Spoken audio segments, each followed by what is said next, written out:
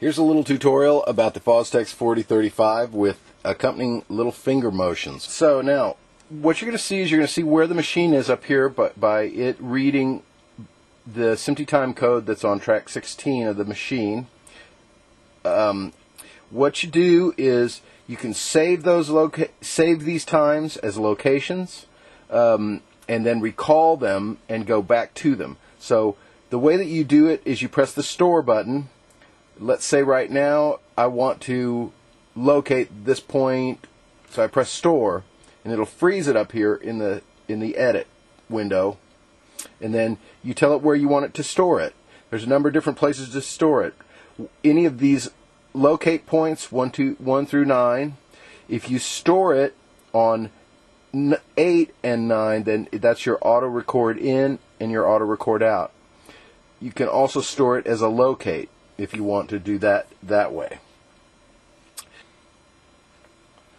Okay, so the first thing you may want to do is to locate a point and to tell the machine to go there. Okay, so what you do to type in a point is you press clear, then your cursor will blink. You press your cursor over, just press it over and over again till it gets to the number you want to change. Let's say I want to go to 11 minutes and 41 seconds. Okay, just type that in, cursor over it, and then tell it to locate it. Boom, bam, it'll go locate it. It'll also store on the fly. If your time code's running, okay, and you say, okay, here's what I want it to locate, so that I press locate, it goes to there every time. By doing just ready, and here's where I want it to locate. By press store, it'll freeze it. You tell it where to store that. It can store it on the locate point, or it can store it on any of these pads. So for now, let's store it on 1. Alright. Okay, now I want to go into record right here. You store it and tell it where to go. We're going to say in auto record in right there is 28 seconds and 9 frames. So just press store and then press in. All you do to save a time is as you listen, ready and store in. That's how you store your punch. Okay, ready and store out. Then you can recall those times if you want to. So just press the recall button, recall your in, recall in. Sorry about that. Okay, say I want to trim it, just press the trim, and it goes over to frames. Subtract a frame. If I want it a little earlier, I want it to go into punch earlier, subtract a frame. Usually on the MS-16 you have to subtract 3 frames, then store that back on the in. On the MS-16 you usually have to subtract 7 frames from the out. So you just recall your out, trim 1, 2, 3, 4, 5, 6, 7 frames, store, out. That's all you have to do. Then if you want it to punch, what you do is you press auto record. If I want it to auto record, you press down the play, and while you're holding the play, tap auto record real gently. If you want to rehearse that, obviously don't arm a track on your machine. Alright, now there's a couple other nice things that you can do. One of them is if you recall your auto return, it'll tell you what points you want it to go between, to loop between. So let's say we want to loop between our point number 1, which was 11 seconds, and we want to loop between our point number 2, which was 1 minute and 12. Okay, all I have to do then is recall my auto return and tell it to loop between point number 1 and then curse over point number 2. Store that as your auto return. Point 1 is the start of the song. This is the first verse. Point 3 is the chorus. Point 4 is the bog it down bridge.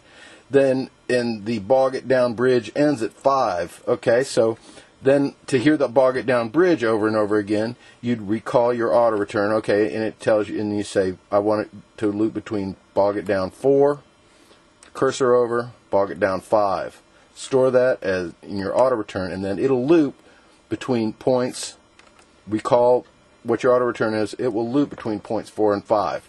Then you can hear that bridge over and over again.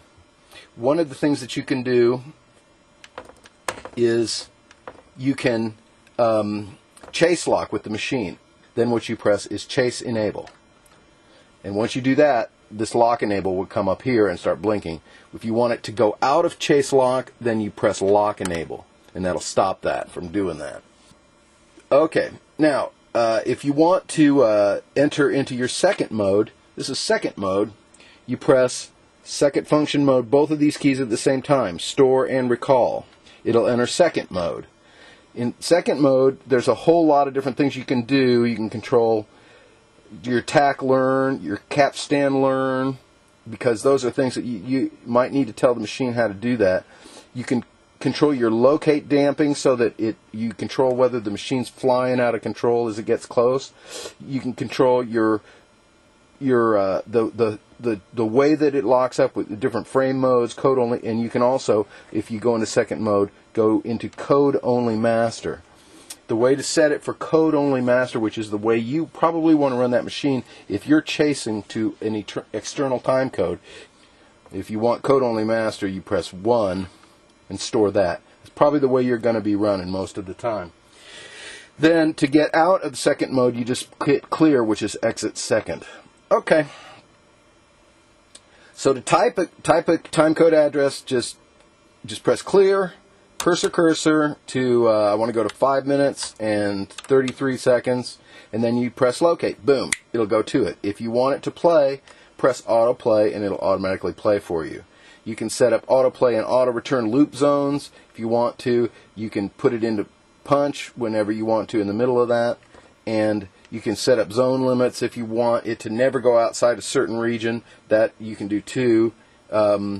If you want to change whether or not you allow the master to record or not, if you want to put the master in no tracks record or the slave in no tracks record, you press the record mode, and that will take it in or out of record on whatever machine you've told it you want to work on.